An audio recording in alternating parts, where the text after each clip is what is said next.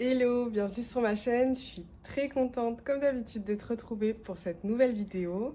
Aujourd'hui, on va créer ensemble la partie 2 de mon journal couture. Donc, si tu n'as pas vu la première vidéo, je te la mettrai dans le petit i. Je ne sais pas si c'est là ou là, ou en barre de description. En tout cas, aujourd'hui, on va passer à la partie mes projets couture. C'est une partie qui est très importante et je pense que c'est un petit peu le sujet central du bullet journal version couture. Ça va être une partie où on va venir créer notre projet couture en utilisant une trame, etc. Donc ce sera plus parlant en images et je te montre tout ça tout de suite.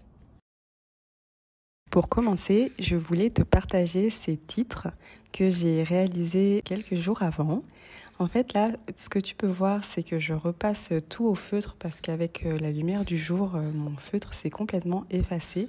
Mais c'était l'occasion pour moi de te montrer comment j'ai réalisé plusieurs styles de typos différents afin d'agrémenter mon journal couture. Je pense que tu peux largement te servir de ces exemples pour t'inspirer et ornementer ton propre bullet journal. Ce que j'aime bien, c'est varier les typographies, varier les échelles, essayer de surligner, de faire des contours aussi. Parfois, ça m'arrive de raturer avec un feutre. Je fais exactement ce que tu vois à l'écran. Je prends un titre et ensuite je teste plein de choses pour voir ce qui me convient.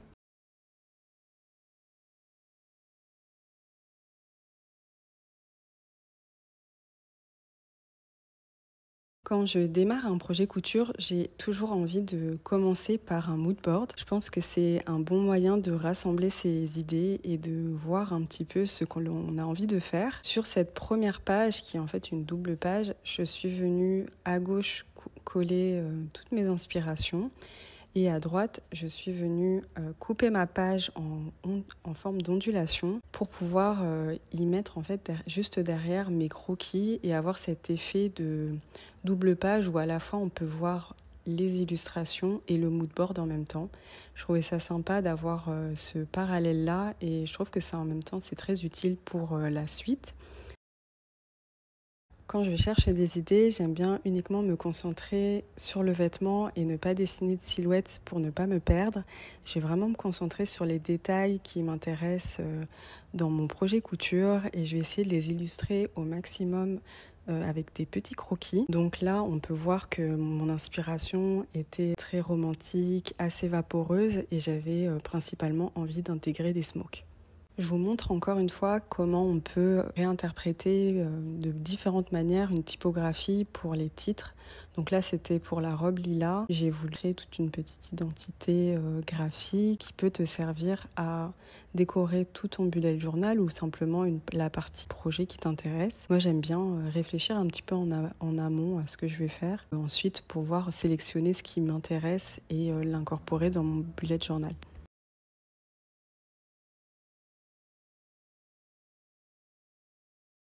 Pour le sujet du dessin de mode dans le carnet de couture, je voulais te montrer en fait comment je dessine au quotidien des vêtements, des silhouettes, comment je fais des croquis de mes idées, parce qu'il faut vraiment pas que tu te freines au niveau du dessin en te disant j'ai pas les compétences, je vais pas y arriver, ce que je fais c'est pas assez joli, etc. Je vais te partager là tout de suite à l'écran les dessins que je fais vraiment au quotidien. J'en ai qui datent de plusieurs années et ça reste des sources d'informations hyper importantes pour moi quand je veux garder des idées. Par contre, je voulais te les partager parce que tu peux le voir en image. Des fois, je vais simplement dessiner des petits bonhommes bâtons. Je vais pas utiliser un papier spécifique. Je vais utiliser des crayons. Je vais utiliser des stylos. Je vais raturer. Je vais recommencer 100 fois. Je voulais vraiment partager ces illustrations avec toi pour t'enlever tout complexe. Donc, n'hésite pas à me dire en commentaire si ça, c'est un sujet qui t'intéresse plus particulièrement. Ce qui m'intéressait à cette étape de la création, de la mise en page de mon bullet journal couture, c'était de créer un modèle réutilisé pour chaque projet couture. J'ai réuni les informations principales concernant le projet et ce qui allait être utile à sa réalisation. Donc à gauche, on peut voir le nom, la description, les fournitures, aussi le prix qui a été alloué à ce projet. Et sur la droite, je vous montre comment j'ai décidé de positionner un petit morceau de tissu et juste en dessous d'y noter les informations concernant la matière. Pour ce projet de robe lilas, j'avais envie d'une robe qui soit très vaporeuse, très romantique, qui soit très longue et qui comporte des smokes. Donc là, ça ne se voit pas du tout, mais j'ai une ceinture qui est smokée. Et ensuite, j'ai tout un jupon avec plusieurs étages, des volants. Ce qui a été très challengeant avec cette matière, c'était de réaliser des finitions. D'ailleurs, je l'ai noté dans le petit encadré en dessous de la matière.